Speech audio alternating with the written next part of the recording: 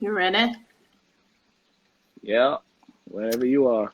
All right. So this is Laura, aka the Sound Sommelier, speaking with DJ Blake. Thanks for joining me. What's your earliest Thank you memory for of having me. hip? What's your earliest memory of hip hop? Earliest memory of hip hop. I would probably say about 2006 after Biggie passed would probably be one of the first memory of hip hops that I had because right after that I remember Diddy with 112 and Fate. They did that song Mm-hmm. Missing You, and it became a huge hit. We used to sing it in church. We used to God, I'm just saying, if anybody died, that would be the go-to song. That would be the go-to song, and from there, I believe that opened up the.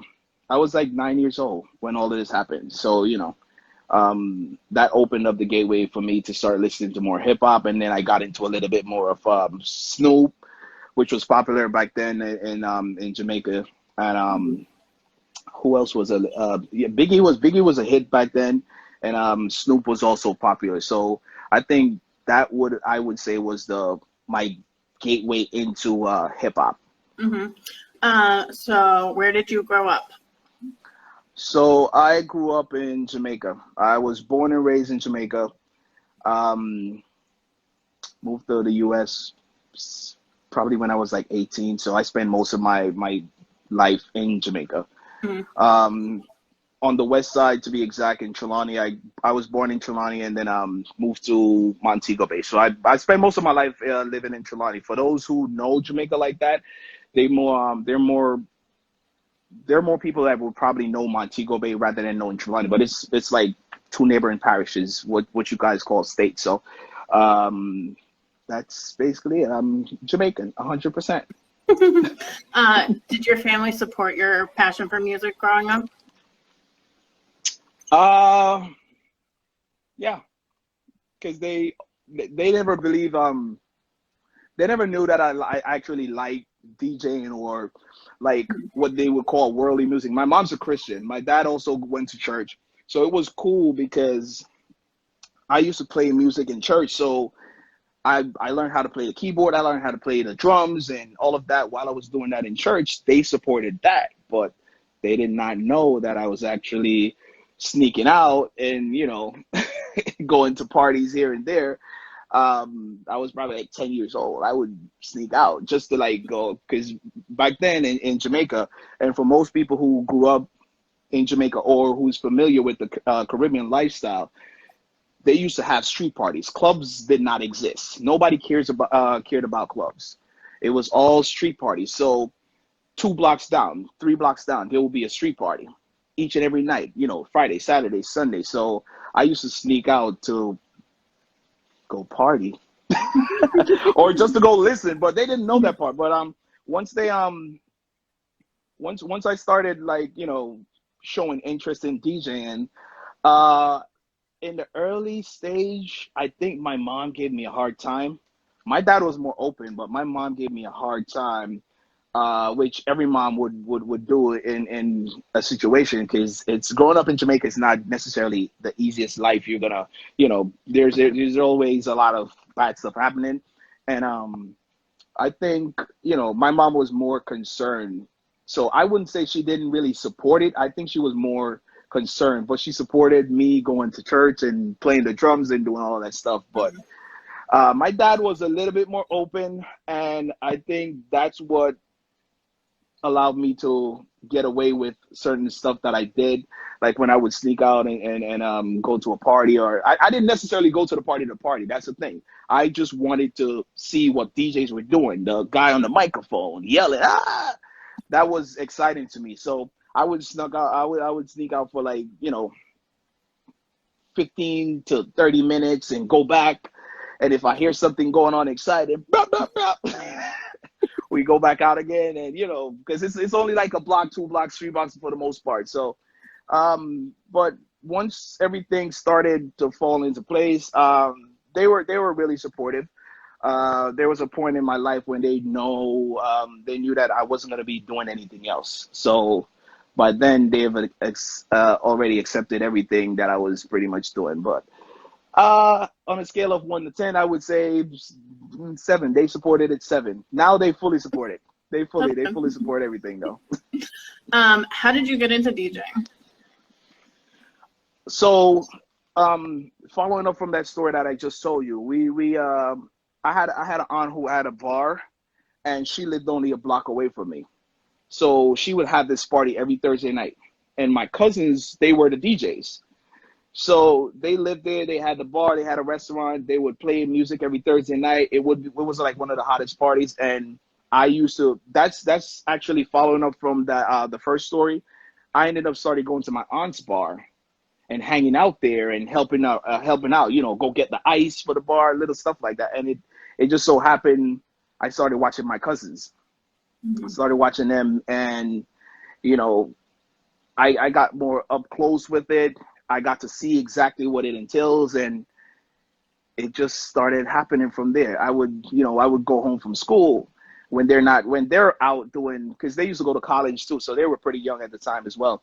So when they weren't there, I would like sneak into their room and play with the stuff, just pressing buttons. I had no idea what I was doing, but I learned from watching. So basically, once I started seeing what they were doing, I caught on pretty quick. I would say somewhat of self thought, but I caught on pretty quick. When did you consider DJing more than a hobby? Like when were you like, I kind of want to make this my bread and butter? Probably, I would probably say late, very, very late after I started. It was probably about like 2006, 2007. I ended up quitting one of the last job that I've ever had ever. Probably I probably had like 3, 4 jobs, but the last job that I had, once I quit that job, I just didn't want to work for anybody anymore. I wanted to be my own boss, and that was the motivation. I just started working as a DJ and nothing else for that time, and pretty much, yeah. So 2005, 2006. Okay. I would say it was like the last, the when I took it serious, because that's when I figured out that the money was good. I like traveling, all of that stuff. And yeah, 2005, 6, somewhere around. When you started DJing, did you have anyone that you considered a mentor, someone that kind of helped guide you or influence your style? Or... Puma, what's up? Sorry, I just somebody commented. Fine. So my mentor, so I had 2 sets of mentors. I had my cousins, Redman and Andrew. So they had the sound system and everything at my aunt's restaurant, and so I pretty much picked up a lot from them, learned a lot, and they ended up moving away after that. So once they moved to the U.S., I was left with the sound system. I pretty much inherited a sound system. I inherited all their records, all the CDJs, all that stuff, and then I met with another guy by the name of Bruce, who wasn't from my community, but then he ended up living there after like visiting like back and forth for like a year, and I would say that's when he pretty much took me up under his wings and taught me, basically everything that I needed to know, because like I said, I would watch I would watch my cousins. They would show me stuff, but Bruce was actually like the one who pretty much took me up and be like, hey, yo, this is what you got to do. These are how you count beats. This is what you got to mix on the chorus. If you're going to drop a song, this is what you could say to make that song exciting. So, those are the 2 groups of people who I would say influenced me and were mentors. And once I moved to the US, then I started paying more attention to like DJ AM, DJ Jazzy Jeff, Scratch Bastard. So those guys, AM most of all for anybody on the US scene, I would say was a mentor, because every DJ watch and learn a lot from AM as well. So if I had to select the group of mentors, it would basically be my cousin, my boy Bruce, and then AM Jazzy Jeff Scratch Bassett, pretty much. Do you remember your first paying gig? Oh Lord, my first paying gig was was probably in high school. I didn't hear you. I said first paying Oh, gig, but a first paid yeah. gig doesn't really matter. My first paid gig. Yeah, high school for sure.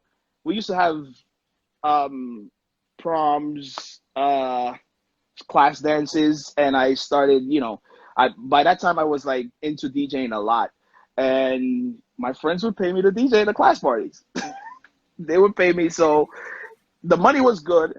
And once I started making money from that, I started, making money while I would DJ with Bruce, while I would DJ with Red and Andrew. Um, so yeah, high school was the first paying gig that I had, and then from there, everything else just started falling into place. Nice. What prompted your move from Jamaica to New York? Do I really have to answer that? No, not if you don't want to. Uh I mean, I know. love, love, love, love, Okay. love, love, love. I met my wife in Jamaica, and we I don't even know if she wanted me to move here, but I just want I felt I quit my job. I quit my job, and I moved here, and yeah, it was that's there's not a lot to tell about that. I just quit my job. I met her, I quit my job, and it was over. All right. That's it. I hear her laughing in the background. So you've had gigs in different cities across the country. Do you have any memorable stories you want to share? So many. There is so much. Um, my favorites. One of my favorites though is I was actually DJing at a club, and I knew the night, like every night, if there's a celebrity, the promoter will tell you, or the manager will come in and be like, hey, the celebrity is going to show up tonight, so at least you will prep yourself. And I was there, and 50 Cent was supposed to show up that night, so I was just hanging out, regular doing my thing, and 50 actually showed up the night, and when he did show up, both him and Tony Yayo came into the booth, and I had 50 on my left, I had Tony Yayo on my right, and I'm, at this point, not to even say starstruck, but these are guys like you've seen on TV, and yeah, that would probably be one of my most memorable nights. It went crazy. The club was wild. The energy was good. They came in, they started grabbing, they came in and grabbed the mic. It wasn't anything like, they went to the table or hung out or anything. But there are so many stories to tell. But that would probably be one of my most memorable times, because I will never forget that night. That night was just epic if you had to sum it up in one word. Nice. So your daughter's also a DJ, correct? Yep. How old was she when you started training her to be a DJ? She started off when she was about 5, going on 6. Yeah, by the time she got to 6, she learned how to blend a little bit of like baby scratch. She learned how to cut and stuff. So yeah, she was about 5 to going on 6 when she started, pretty much. And what's she doing now? I mean, not now with Now quarantine, she's but so yeah. So this was the beginning of everything. I don't know if you could see it. mm-hmm. Let me try to. Yeah, that was the beginning of everything. But she's into TikTok, like every 10-year-old. She's into TikTok You and see, she just said I'm editing. She does good job on her editing. She does a lot of my edits as well. So when I post videos on Instagram, not for myself but also for my business, she helps me with the edits. So Nice. What can you tell us about Lecture Raiders? Lecture Raiders. Lecture Raiders is my baby. Lecture Raiders is where I spend all my time. So it's basically a entertainment company. We provide service for, we do a lot of entertainers. We have a lot of entertainers, dancers, LED robots, which is one of the things that we're known for.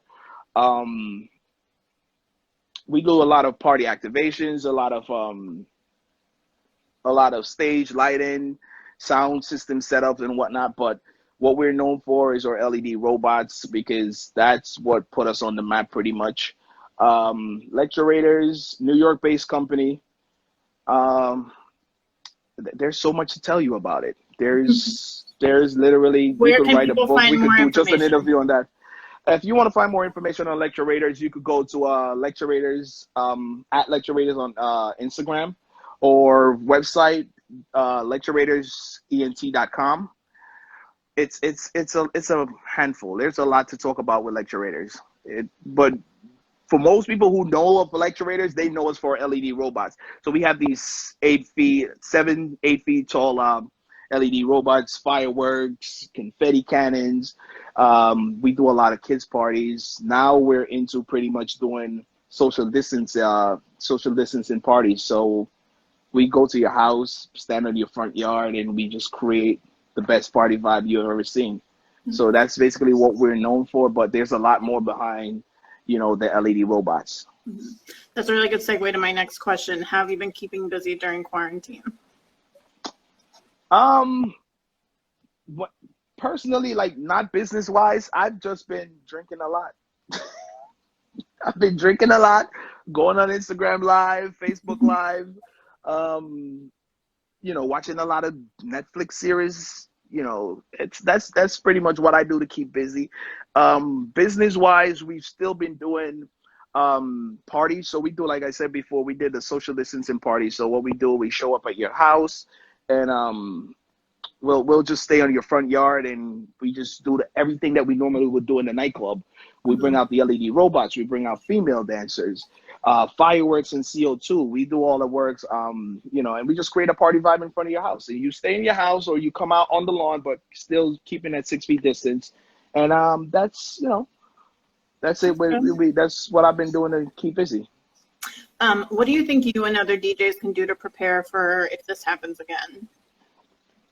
For the So like when this quote unquote ends, so say there's a resurgence or whatever next year, do you think that there's anything that DJs can do to kind of safeguard their main source of income? Or I think, and this is just my personal opinion though, I think DJs need to get into a union. We need to form a DJ union, because I've noticed, like, a lot of my DJ friends who don't have an LLC, they're pretty much screwed at this point. So it's either they get into a DJ union, or they get into a LLC where you could still get some stimulus money. But or you could go apply for like unemployment, but most people can't get unemployment unless they have like an LLC to show income, which a lot of guys probably still get paid cash. But like, to prepare for it, I don't even know if you could prepare for it like as a freelancer. Save your money. Work, save your money. That's good advice. Yeah, that's probably the only advice I could probably tell you now. It's either you do that, or like I said, you get an LLC, and that way you probably be eligible for, like, government money or loans or something that could help you if something like this ever happens again. What are your thoughts on the new live streaming craze, like IG Live, Facebook, YouTube, Twitch? I love it, except for one part. Which is? IG needs to probably give people like a longer time span. Also with Facebook, usually you're not allowed to play certain songs, which I think sucks. Like, you're playing a certain type of song, and automatically they'll just cut you off. But I think if those improve, that will be that's already a good platform, because DJ gets to stay relevant. Your fans get to see you. You still could entertain. A lot of DJs also been making money doing that. Because the Zoom parties. I've been doing a lot of Zoom parties as well. We've done, since all of this, I've probably done about 23, 24 Zoom parties at Yeah. least. So, so those platforms are great. My take on it after all this is over, will it stand? Will people still want to go on Instagram Live when they're in the clubs? I don't think so. I don't think so. Twitch and all that probably is going to be dead right after everything. If things go back to normal, I don't see DJs going in the club, and they might just go Instagram Live. They might. Might. Some of them still might. But I don't see where after all this is over, those platforms are going to, be as relevant as they are now. Fair. You never know how comfortable people will feel being in a club, though. Listen, everybody wants to get back out. So of course, but I personally, I would still go live if I'm in the club. I think I would go live if I'm in the club. Mm-hmm. Because there's still going to be people who are home and not wanting to go out, or can't go out because maybe they're at work or something. So I believe like DJs still should continue going live on these platforms, but knowing how the culture is and knowing how everybody gets so excited and you get caught up when you're in the actual club, I don't see them going live from the clubs. Instagram, maybe Twitch and all that stuff. I think it's going to be over with, within a month. Very possible. What can you tell us about New Yorkers for our communities? So New Yorkers for communities. This is a charity program that my friend and I started, Chef Greg. What we basically do is there's a lot of families now that don't have food or can provide food for their families. Moms, dads can't provide food for their families. So what we're trying to do is with this organization, we're trying to help them. So we provide food, hot meals, or grocery bags. So if there's a family out there, so what we do, we also go to different communities. I think every 2 weeks we go to a different community. The last one we did was about 2 weeks ago when we went to Brooklyn, and we, gave out 125 hot meals. And then this coming Friday, we're going to be in Harlem. So that's basically what we do. We reach out to our friends. We reach out to our family members who are more fortunate. A lot of our friends probably still work. We reach out to them. We also have a few sponsors. So we basically gather food and distribute it to people who really need it. Can you give us details about the event next Friday? So the event next Friday is going to be in Harlem. We're doing it on Adam Clayton Powell Jr. between 131st and 132nd. It's going to be from 3 till 6. So anybody, if you know of somebody who is in need of food, anybody out there that's watching, yo, Shu, what's up? Anybody that's out there watching, if you know anyone who is in need of food, they can't provide, food for their families, you're more than welcome to tell them, send them over to the page, New Yorkers for Communities. Same thing across the board, Facebook, Instagram, and the website is newyorkersforcommunities.org. And, it's free. Everybody could just come out, grab a plate of food if you want. If you want some groceries, it's all to-go stuff. So, we try to keep up with the social distancing, making sure everybody stays safe as well. So, there's not going to be, there might be a line, but so far, it's first come, first serve. No need to sign up, no need to call us, no need to text us, anything. Just show up. If you need something, show up 3 o'clock, 3 to 6 p.m., show up and just grab something and go. And, we just want to make sure everybody is taken care of and every family has a meal on their table. Nice. So I know this isn't the first fundraising event you've helped organize. What drives you to take action in these kind of circumstances? Growing up in Jamaica, it wasn't the easiest thing. I remember when I used to share a pair of shoes with my cousin. Like we had one pair of shoes for both of us. That's it. So if he wanted to go out, I got to stay my ass home.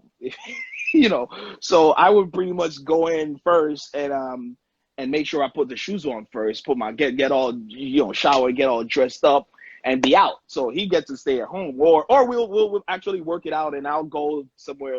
So it wasn't necessarily the easiest. We never had everything that we wanted.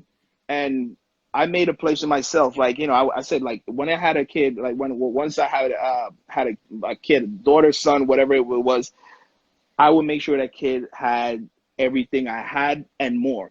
So I know what it feels like not to have stuff, or not, you know, I know what it feels like to watch somebody else with something that you might want, but you can't have. So that's the drive behind everything for me. So, you know, just imagine all of this happened and you lost your job and you probably can't buy food. You know, it's a no-brainer. So that's basically bottom line. I know what it feels like firsthand not to have, or not be able to have to provide stuff. You know, I've lost my job before. You know, both me and my wife, we've lost our jobs. We've been to court for friend. You know, I know what it feels like. So you can only imagine in a time like this what these families are going through. So like I said, it's straight up a no-brainer, and that's basically where I stand on that one. Nice. Are you currently working on any projects you want to promote, or have anything coming up? The main project that I'm working on right now is New Yorkers for Communities. Everything else for me is pretty much set in stone with Lecturators and Events by LR, which is the private events section of Lecturators. So other than that, we've been doing, like I said, we've been doing a lot of pop-up parties. We just, you know, I'm spending a lot of time with the charity now, and you know, between the charity and doing pop-up parties, that's basically my main focus at this point. Mm-hmm. Is there anything else you want to add or promote, where people can find you, social media? So social media, where should we start? DJ Blake. You could find me on Facebook and find me at Instagram at DJ Blake NY. That's DJ Blake NY. And Lecturators for business purposes, you have Lecturators, LECTRORAIDERS. That's on Instagram, also on Facebook, and also we have events by _LR on Instagram. I like to stick to Instagram a lot because everything leaves from my Instagram and go everywhere else. But everything is all under the one umbrella, lecturatorsent.com. Great. Well, thanks so much for taking the time to speak with me. Thank you for having me. Thank you. It's been a while. I mean, we should have done this like 3 years, 4 years ago, probably. Well, I only just started doing this, a couple weeks ago. So. I mean, I've watched a couple of the interviews. I made sure I was ready. Thanks for supporting. Thank you for having me. Hopefully I'll see you and your fam soon. Yep. Hopefully. Like with all this craziness that's been happening, you know, hopefully everybody is staying safe. Despite everything that's happening in the world, like, people, keep in mind, we need lots of love. We need lots of positive energy, positive vibe. We can't stress that enough. You know, it's just a lot of crazy shit that's been happening, man. And like, you know, you can't give into it. We got to figure out a way, the right way to make it happen and make it work for us. You know, there's a lot of ways that we could voice our opinions. You know, the bigger heads, they need to step up and do what they got to do. But we as a people, keep in mind, this is our city. This is our United States. The government, cops, everybody, they work for us. You know what I'm saying? And you just got to get that in your head. We have the power. You know, so with that, with saying that, you know, there are many ways to go about this without, you know, destroying your own communities, destroying businesses that are owned by Black people, businesses that are owned by people who support us as well. So, you know, just remember though, there's a lot of negative energy that's going out there now, and we need more positive energy, some more good vibes, some more love every day. Just put it out there, and that will help a lot. I'm telling you, we'll figure this out. You know, we'll definitely figure this out, but we need to make sure we're putting out positive vibe, positive energy, and a lot of love in the universe. And like Laura said, make sure you vote in November. Oh yeah, vote. You gotta vote. And keep in mind, Cardi B said this, and this was a valid point too. you know, a lot of people, when we talk about voting, a lot of people think that, you know, it's just voting for president or vice president, whatnot. But you could vote for your community leaders. You could vote for your mayor, vote for your governors. You could vote for your borough presidents. You know, I mean, it's not only just the prime minister. So most people just focus on that big ballot, big vote, big election, which is just for the presidents. No, you want to see change in your community. The presidents are they're not in your state. You know, most of these presidents have never been to certain states, or even if they do go, it's for a couple of hours, bro. Like, you know, it's a couple of hours. It's for a meeting. It's for, you know, rallies and shit like that. So they don't know what actually happens in your community. So vote for people, vote for your community leaders, your union delegates. I mean, anything that has to do with your community, your city, your town. That's what you could focus on. So it's a wider scale of voting. Keep that in mind. Very true. Call to action. All right. Yeah. All right. Well, I hope you have a good night. You too. And thank you for having me. Oh, anytime. Thanks for joining me. All right. Next time I might play some music. I'd be into that. When you go live again, I'll just join. Let's do it. You can invite me. All right. Let's do it. And tell the boys I say what's up. I will. All right. And give your girls a squeeze for me. Every day. Every day. I miss them. All right. Okay.